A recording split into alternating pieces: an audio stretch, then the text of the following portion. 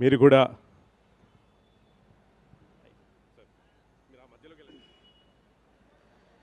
నాన్న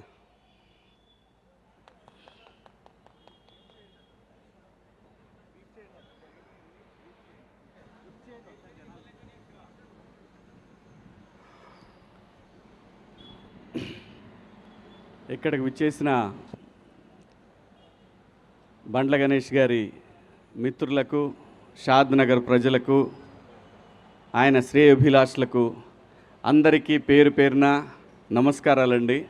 అలాగే టీవీ చూస్తున్న, సోషల్ మీడియాలో చూస్తున్న ప్రజలందరికీ కూడా ఈ పాదయాత్రకు మీ అందరి ఆశీర్వాదం ఉంటుందని ఆశిస్తూ, బండ్ల గణేష్ గారు ఇదే షాద్ నగర్ నుంచి హైదరాబాదులో ఒక చిన్న నటుడిగా మొదలుపెట్టిన ప్రయాణం ఈ రోజున ఒక బ్రాండ్గా, బండ్ల అంటే ఒక బ్రాండ్, బండ్ల అంటే ఒక వ్యక్తి కాదు, బండ్ల గణేష్ అంటే ఒక శక్తి.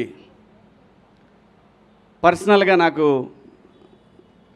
గణేష్ అన్నతోటి నాకున్న పరిచయం 30 సంవత్సరాల పైమాటే, 32 ఏళ్ళు. నాకు మొదటిసారి కలిసినప్పుడు కరెక్ట్గా వారం 10 రోజుల్లోనే, ఒక వారం 10 రోజుల్లోనే ఆర్టిస్ట్గా చేస్తున్నప్పుడు నాకు కమ్యూనికేషన్ లేదు. అంటే ఫోన్ కానీ, అప్పుడు ఫోన్ కూడా లేదు, పేజర్ ఉండేదన్నమాట. ఎవరన్నా ఫోన్ చేసి ఆర్టిస్ట్గా మాకు కావాలి అని చెప్పడానికి పేజర్ ఉండేది. నేను ఈ మాట ఇప్పుడే కాదు, చాలా సందర్భాల్లో చెప్పుకున్నాను నేను. అది ఈ పరిశ్రమలో నాకు మొదటిసారిగా అవకాశం నాగార్జున గారు ఇస్తే, వైవిఎస్ చౌదరి గారి డైరెక్షన్లో, ఆ తర్వాత మొదటి సినిమాగా మాస్టర్ రిలీజ్ అయితే నాకు ఎవరన్నా సహాయం చేశారు అని అంటే అది గణేష్ అన్న మాత్రమే. ఎందుకంటే నాకు అది ఆ రోజు చాలా ముఖ్యం. మనకి టెలిఫోను, ట్రంక్ కాల్స్ ఇలాంటివి ఉన్నప్పుడు ఒక ఇంపార్టెంట్ విషయాన్ని చెప్పాలి అన్నప్పుడు గంటలు, రోజులు తరబడి జరిగేది. అలాంటిది ఆ రోజు నా కమ్యూనికేషన్ అనేది, అప్పుడు అది ఎంత కాస్ట్ కూడా తెలుసా మీకు? అది 4000 5000 ఉండేది. అది రే శివ ఇది ఉంచుకోరా, ఎందుకంటే రూములకు రెంట్లు కట్టడానికి కూడా డబ్బులు ఉంటాయి కాదు, తనకు తెలుసు. సో అలా మా ఇద్దరి మొదలైన పరిచయం. గణేష్ అన్న ఈరోజు ఇంతవరకు వచ్చాడంటే దీని వెనకాల చాలా చరిత్ర ఉంది. ఎంతమందికి సహాయం చేసి ఉంటాడు, ఎంతమందికి ఆస్తులు కొనిపెట్టుంటాడు, ఎంతమందికి తనకు తెలిసిన ఒక మాట సాయాన్ని వాళ్ళు కోట్ల రూపాయలు సంపాదించుకునే స్టేజ్కి తీసుకెళ్ళగలిగాడు. ఇదంతటి కారణం ఏంటంటే మనకు మనిషికి కావాల్సింది ఒక మంచి మనసు, ఒక మంచి సంకల్పం. వీడు బాగుండాలి, వీళ్ళు బాగుండాలి, నన్ను నమ్మి వచ్చారంటే వీళ్ళు నాకన్నా బాగుండాలి అనుకునే ఒక మనస్తత్వం బండ్ల గణేష్ అన్నది. అలాగే చంద్రబాబు గారి విషయంలో అసలు పార్టీలతో సంబంధం లేదు. గణేష్ అన్న అందరవాడు. స్వతహాగా తన కాంగ్రెస్ అభిమానం చెప్పి ముందు నుంచి ఆయన చెప్పాడు, అది మనందరం చూసాం. ఇప్పుడు చెప్తాడు, రేపు చెప్తాడు. మాట మార్చే రకం కూడా కాదు. ఒకవేళ తప్పు చేస్తే లేదు లేబ్బాయి పొరపాటు అయిపోయిందని చెప్పే రకం. అది ఎవరికి ఉంటుందంటే ఒక నిజాయితీపరుడికి మాత్రమే అటువంటి లక్షణం ఉంటుంది. తప్పు జరిగినప్పుడు క్షమాపణ చెప్పడం తప్పు కాదు, పొరపాటు జరిగినప్పుడు నేను మన్నించండి అంటాం తప్పు కాదు. అలాంటి ఒక మంచి మనిషి అంటే బండ్ల గణేష్ గారు. ఏదో ఇప్పుడు చంద్రబాబు గారు ఎందుకు అనుకోవాలి అసలు చంద్రబాబు నాయుడు గారి గురించి? ఆయనకి చంద్రబాబు నాయుడు గారు చేసిందే ఉంది, ఏమీ లేదు.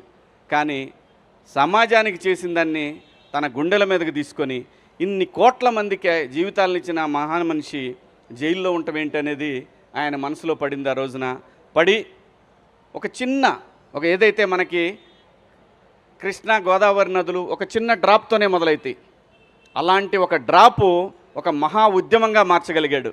ఆ మహా ఉద్యమమే ఆ నాయకుడు చంద్రబాబు గారు బయటికి రావడానికి అంతమంది జనాలు, అన్ని కోట్ల మంది జనాల యొక్క ఒక వైబ్రేషన్ ఆయన బయటికి రావడానికి కారణమైంది. ఆ కృతజ్ఞత భగవంతుడికి ఏదైతే తను మాట ఇచ్చాడో, మా నాయకుడు ప్రజల మనిషి బయటికి రావాలని కోరుకున్నాడో, ఆ కోరిక మేరకు ఆ భగవంతుడు కరుణించి ఆ రోజున బాబు గారికి బెయిల్ రావడం, బయటికి రావడం. ఆ తర్వాత ఏం జరిగిందో మీరు అందరూ చూశారు. మరి ఊరికే మాటలంటాం అందరికీ సాధ్యమే, ఎవరైనా అనొచ్చు ఒక మాట.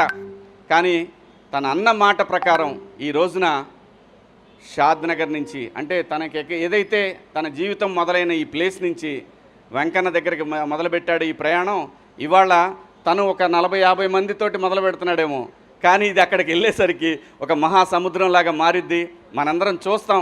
నేను కూడా వస్తాను నీతో అన్నాడు. నువ్వు కాదబ్బాయి, నువ్వు అక్కడ దాకొద్దు, నువ్వు బయలుదేరే దగ్గర ఉంటే చాలు అని అన్నాడు. ఎందుకంటే ఇది తను చేసేది దేని గురించి? తనకి ఏం లాభం లేదు దీంట్లో, తనకు వచ్చేది లేదు. డైరెక్ట్గా ఇక్కడి నుంచి బస్కి వెళ్ళిపోయి శుభ్రంగా ఫ్లైట్కి వెళ్ళిపోయి దర్శనం చేసుకొని రావచ్చు. ఈజీ, చాలా ఈజీ. మాట ఇచ్చాడు, భగవంతుడి దగ్గరికి వెళ్ళాడు, దండం పెట్టుకున్నాడు, థ్యాంక్స్ చెప్పాడు, ఇది ఓకే. కానీ అలా కాదు. తను ఏదైతే అనుకున్నాడో అనుకున్న మాట మీద నిలబడాలి అనేది ఒక సంకల్పం ఏదైతే ఉంటుందో ఆ మనిషి, ఇప్పుడు మనం చూస్తున్న ఈ బండ్ల గణేష్ గారు ఇంకా ఎక్కడో చూస్తాం, మనం ఇంకా వేరే లెవెల్లో చూస్తాం. ఏ మనిషికైనా అంతేనండి, నాట్ ఓన్లీ బండ్ల గణేష్ గారు, ఎవరైనా సరే ఇక్కడ నిజాయితీ ఉండాలి. ఇక్కడ నిజాయితీ ఉంటే నేచర్ మనతో వస్తుంది, సమాజం మనతో వస్తుంది. అలా గణేష్ అన్న ఈరోజు మొదలుపెట్టినటువంటి ఈ ప్రయాణం మనం చివరి వరకు కూడా వెంకన్న తోడుగా యావత్ 2 రాష్ట్రాల తెలుగు ప్రజలు ప్రపంచంలో ఎక్కడైతే ప్రపంచవ్యాప్తంగా ఒక ఉద్యమాన్ని క్రియేట్ చేయగలిగాడో ఆ రోజున ఆ ప్రపంచవ్యాప్తంగా ఉన్న తెలుగు ప్రజలందరి ఆశీస్సులు గణేష్ అన్నకుంటాయి. మా అందరి అభిమానంతో ఆయన ఎటువంటి అడ్డంకులు లేకుండా స్వామివారి దగ్గరికి ప్రయాణిస్తాడు.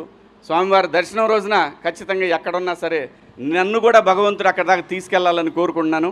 ఖచ్చితంగా గణేష్ అన్న, థ్యాంక్ యూ. నీ మంచి మనసు, నీ నిజాయితీయే నిన్ను నడిపిస్తూ ఉంది.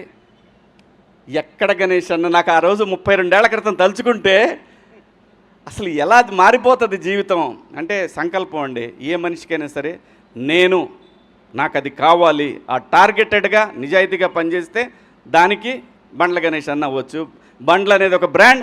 ఈ బ్రాండు కలకాలం చిరకాలం 10 మందికి సాయపడుతూ ఉండాలని మేమందరం నీ వెనకాల ఉంటామని ఆ భగవంతుడిని కోరుకుంటూ థ్యాంక్ యూ అన్న, all the best, happy journey. Thank you very much Shivaji గారు. మీరు ఆ 32 ఏళ్ల స్నేహాన్ని గుర్తుపెట్టుకొని ఇక్కడికి వచ్చి సపోర్ట్ చేస్తున్నందుకు thank you very much. And ఇప్పుడు ఈ కార్యక్రమం విజయవంతం అవ్వాలని ఆశీర్వదించడానికి వచ్చేసిన విజయనగరం ఎంపీ అప్పలనాయుడు గారిని వేదిక మీదకి రావాల్సిందిగా రిక్వెస్ట్ చేస్తున్నాం. Thank you very very much sir. మీరు ఇక్కడికి రావడం చాలా చాలా ఆనందంగా ఉంది సార్. సార్ మీరు మాట్లాడాల్సిందిగా రిక్వెస్ట్ చేస్తున్నాం సార్.